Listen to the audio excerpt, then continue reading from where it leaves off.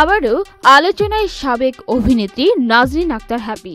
2014 সালে জাতীয় দলের সাবেক ক্রিকেটার রুবেলের বিরুদ্ধে ধর্ষণের অভিযোগ এনে আলোচনায় আসা সাবেক এই মডেল ও অভিনেত্রী এবার স্বামী তালহা ইসলামের বিরুদ্ধে নির্যাতনের অভিযোগ এনে মামলা করেছেন। সে বলে কি যে পুরুষরা যদি তোমরা দুই বউ রাখতে পারো একটা মেয়ে কেন পারো না, এই তো তার টেন্ডেন্সি। আল্লাহ মাফ করো। জানা গেছে ইসলামী শিক্ষায় দীক্ষিত হয়ে নিজের নাম পরিবর্তন করে রাখেন আমাতুল্লাহ। বিয়ে করেন মুফতি মোহাম্মদ তালহা নামের একজন মাদ্রাসার শিক্ষককে। এবার স্বামী তালহার বিরুদ্ধে একাধিক বিয়ে, শারীরিক নির্যাতন এবং যৌতুক দাবির অভিযোগ করেছেন সাবেক এই মডেল অভিনেত্রী।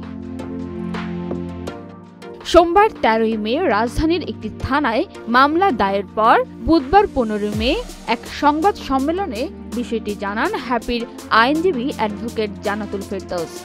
এ সময় নাজরিন আক্তার হ্যাপি বলেন, এতদিন মারধরের ভয়ে চুপ ছিলাম, এখন দেয়ালে পিঠ থেকে যাওয়ায় সবকিছু প্রকাশ করতে বাধ্য হয়েছি। অ্যাডভোকেট জান্নাতুল ফেরদৌস বলেন, নাজরিন আক্তার হ্যাপি মডেলিং ও বিনোদন জগৎ ছেড়ে দিনের পথে আসেন। গত 7 বছর আগে নড়াইলের সাবেক এমপি প্রয়াত মুফতি শহীদুল ইসলামের ছেলে মুফতি তালহা ইসলামের সঙ্গে তার বিয়ে হয়। বিয়ের কিছু সময় পর সে জানতে পারেন তালহা ইসলামের বিভিন্ন নারীর প্রতি আসক্তি রয়েছে। নারীদের সঙ্গে সম্পর্কের এক পর্যায়ে কয়েক মাসের জন্য বিয়ে করেন তিনি।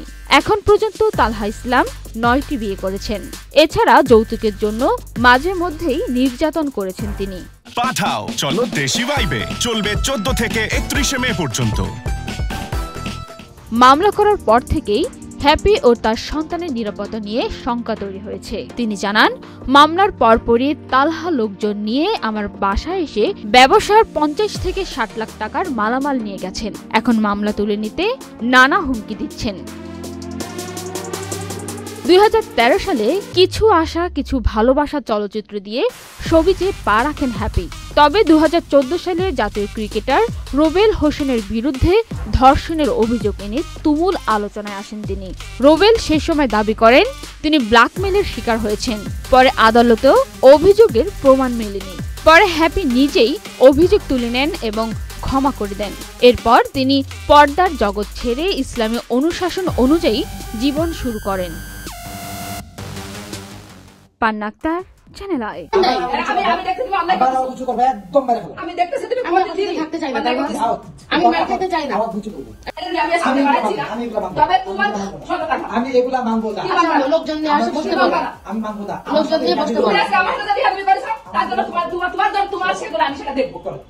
বাকি আমি ওর সাথে নত হবো না।